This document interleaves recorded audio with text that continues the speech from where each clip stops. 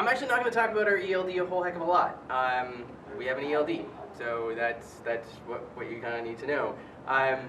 Now the actual device itself is this big. You just plug it into your OBD if you have it on a newer truck. If not, we have many different harnesses so you can adapt it to your J-Bus.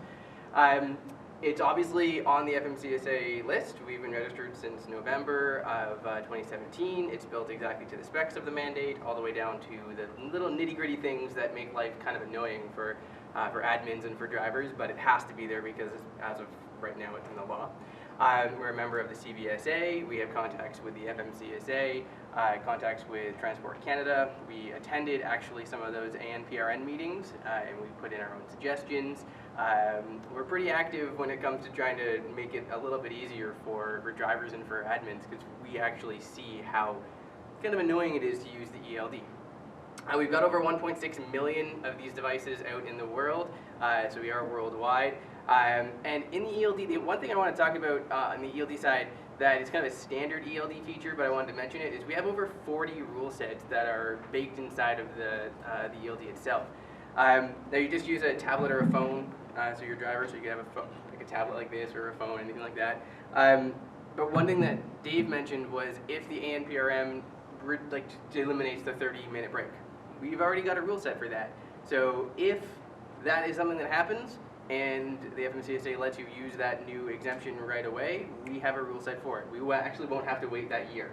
It's one of the things that we ask the FMCSA is like, hey, can we start work on some of this? And if you say that it's available, we can just turn it on immediately for our drivers, because we wanted to make sure we didn't have to wait for that year. So things like that are kind of what we do. But what I really wanted to talk about is why else you might want to use Geotab, because you have to have an ELD. Right? So as of the end of the year, you got to have one.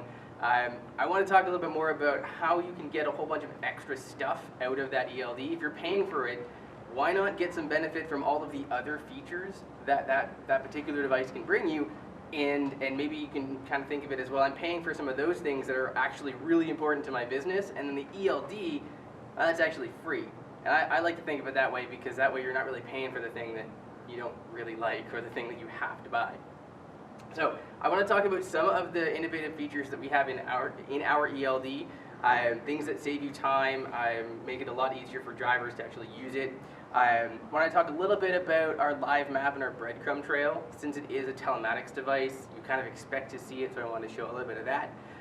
Talk about what else is inside this little guy, because inside of this is actually an accelerometer as well. So we'll talk about how we can use some of that data. And it's also got an interface to the engine, not just for that information we need for the ELD, which is your engine hours and your odometer and whether it's on or off. We can actually communicate to the engine and find out what your oil level is, or your coolant temperature, or when the last time you did a regen was. And we can report that back, as well as individual faults down to the actual fault code in plain English. So I want to talk about that. And then I'll wrap up with just sort of some fluffy stuff about what you can do with all this data as a whole. So some of the really neat things that we have inside of the ELD that we want to talk about. One is actually on that yard move that Dave mentioned. Yard moves are kind of a pain in the butt, especially if you have people that are driving your vehicles on yards, like mechanics, or you've got someone washing them every night, or you have jockeys just moving them to the right places for the next day. You're not going to have people logging into an ELD when they're driving only across the yard, because then they're spending a whole ton of time, they're carrying around an expensive phone, that's extra costs. So what we actually have is we have a little function inside of the system that you can just draw what's called a geofence, or a zone, around your yard, and then any time that the vehicle moves entirely within that yard, you can immediately annotate it as a yard move with 2 button clicks in the system. So you don't have to go and look at the trip. You don't have to figure out where it was. The system already knows it was entirely within that yard. So here's 2 button clicks and it's annotated and it's out of your hair. It'll save a ton of time. We also support what's called the UPS exemption. So about a week before the mandate kicked in, UPS got an exemption, and it's around yard move again. What it basically means is that when a driver turns on yard move using this fancy exemption, it doesn't turn off automatically when they end the trip, because that's what the law tells us you have to do. It's kind of a little bit of annoying. So with this exemption, a driver can go into that yard, turn on yard move once, start and stop a whole bunch of times within that yard, and as long as they don't leave the yard move is still on. So it eliminates all of those times where you have drive logs pop up that have to be annotated, that mess up your rule set. This is a feature that I don't think anyone else really supports yet. It's been obviously available for about a year, but it took a lot of heavy lifting from our developers to get it to work, and now it's something that you can use. So if any larger fleets that might recognize this UPS exemption, we've got it. Any smaller fleets or owner-operators who don't know what I'm talking about at all, maybe just contact me, grab my card, or talk to Glowstone, and I can provide you the Federal Register where it talks about this exemption.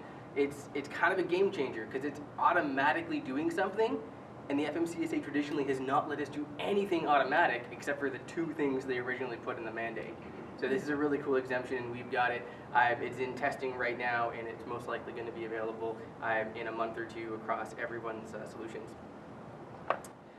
We also have a really specific login and logout workflow. You got to make sure you have a lot of different things on your log when you are starting to drive. Things like making sure that you have your shipment information in, if you attach trailers, things like that. We found that some other ELD systems, you have to go to multiple different pages to do that. And most drivers aren't going to remember to do that when they start their day. So in our system, when they start their day, it actually prompts them, hey, do you want to add a trailer? Do you want to add shipments? Here's your old shipments. Do you want to drop some of them off? It also does that when you log out. So it gets rid of all the trailers, gets rid of all the shipments, so the next day you don't have them sitting around anymore. We've also got an inspection mode, which walks through the driver. When you are on the side of the road, you just start in inspection mode, put in your comment, and click on either web service or email, whichever option. And if anything happens, so if there's a failure for any reason, the system recognizes that and guides the driver as to what to do next. Because we find a lot of inspectors love to give out fines for 39524H, which is the one that talks about transfer. Our inspection mode tries to curb that by actually telling the driver, hey, now just click this button, and it'll bring up the display, and they don't have to worry about it. It's kind of a training issue, but we try to get in front of it by having the inspection mode inside of it. We can also set up alerts if you miss a DVIR. So if you don't do a post-trip or you don't do a pre-trip, that can actually alert the driver while they're on that trip. Sure, it's late, but at least the driver will be like, oh, right, I didn't do a pre-trip. They can at least get one done, and if they do get pulled over, it's obviously a lot easier. And then we also have a clock in and clock out solution as well. So we can integrate with a clock in and clock out solution so that you don't have to worry about having 2 different systems of record or having payroll not match your hours of service and getting caught in an audit. So we can link the 2 together so they talk to each other to make sure that everything matches. And all of that is just sort of standard stuff inside of our ELD that we don't see a whole lot across those other 300 that are out there. So these are all things that you can get just by using the ELD. But what else can you do? And sorry, I'm going fast here, but I only have like 10 or 15 minutes. On the live map, it's kind of standard stuff. I mean, it's breadcrumb trail. Most people kind of think that. But what we do differently is we actually track second-by-second data. So we don't ping. So GPS is usually ping is something that you hear. So you get a ping, and then 15 minutes later you get another ping. And then what a GPS system will do is it'll draw an imaginary line as to where they thought the vehicle went between those 2 points. That means everything in between those 2 pins is a complete guess. But what we do is we listen to second-by-second data. The system actually will plot a live map, and when you look at it, it's exactly where the vehicle went, all the way down to being able to see what lane they're in, what turning lane they use, that type of granularity. What that does for you is if you ever get a call from someone saying your driver sped through a construction zone or your driver sped through a school zone, you can actually go into that particular part of the map and see exactly what their speed was exactly at that time and prove it. We can also integrate with pretty much every routing partner that you can think of, including the big ones. So that way this data can go back and forth, and you can obviously then provide that information in real time to your customers or to other parts of the fleet. This is an example of actually my vehicle driving to work one day. All of the red that you see is when I was speeding. And then I broke another rule. I broke another speeding rule when I got around the building because I went too fast because we have a slow area, obviously because we're kind of a warehouse. The little star is where I parked. You can even see the weather here, the address. All of this information is at your fingertips if you need it. It's also kind of fun to look at the live map just for kind of spying purposes. My wife has a device in her car, so I know where she is pretty much all the time. I'm kidding. I do actually have a device in her car, but I use it actually to track any kind of engine faults. I don't really actually look to see where she is all the time. This is not being recorded, right? Like, she won't ever find out that I said that? I'll cut that out. Yeah, just edit and post. All right, so another thing the device has is an accelerometer and a gyroscope inside, which basically means we can tell how fast the vehicle speeds up and slows down, and even how fast it goes around corners. Now, this may not be useful for certain fleets. It is something that you can obviously turn off. You don't have to use this data. But what it means is you can actually actively coach drivers on the safety side. If we detect that they stomp on the brakes or that they speed up too fast, we can actually coach the driver in real time and send a message back through the ELD to say, hey, just to let you know, you were going 10 miles an hour over for a minute there. That's against our policy. We can also detect accidents in real time as well. So if we hear a big enough impact, we can automatically detect an accident and send it over to the safety team. We can actually send a notification over to the safety team about a possible accident faster than a driver can even find their cell phone after an accident. So you can now know if anything happens in your fleet that could be a potential accident, you can react to it faster than anyone else on the road. That data can also be used to reconstruct the accident as well. And if we have to, you can send this device to us. We will actually crack it open. We will create a court-based information package that you can then unseal in court and use if you needed to prove that you did or did not do something. That's something that we will do just automatically based on our device. So our device and our engineers will go to court for you, and I don't think any other telematic company will do that. And it's just another value-add piece that we have that no one else does. On the engine diagnostic side, so just by plugging the device in, we'll start pulling in engine fault information. So we'll get P codes, and we'll get diagnostics, we'll get engine data. Now, any of that data can be used to create alerts. They can go automatically over to your maintenance team. You can create a report that will automatically send any fault codes every day or every week into your maintenance department. You can integrate that to another maintenance tool if you want. We also have partnerships with a lot of the larger players out there, like Eaton and Cummins, and there's a few other ones that I can think of.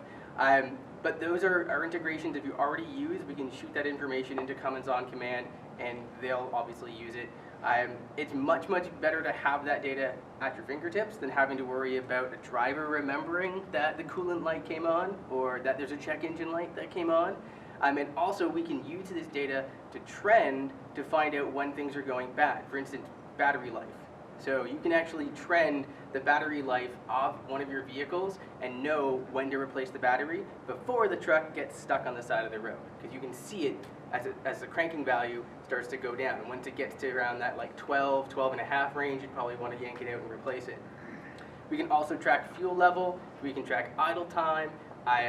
All of this is, again, just right on board. Not part of the ELD at all. It's part of the device. The ELD, remember, is the extra stuff. This stuff is what you might want to use in your fleet for those value-added services. And then lastly, just on the notifications and report side, every piece of data that's inside of the system that is being sent can be used to trigger an email notification to you. Could be sent a message down into the tablet that the driver's using. Could be something that you put onto a report that you get emailed once a day. Could be put into a report that you send over to another system that then interprets it. And all of that is something you can do just with your fingertips. You don't have to know really anything beyond just a little bit of Excel. If you know a little bit of Excel, you'll be able to use it. So some common type stuff, like possible hours of service violations, edits. So when drivers are doing edits, you might want to see things like that. DVIRs that need repaired, so outstanding DVIR defects.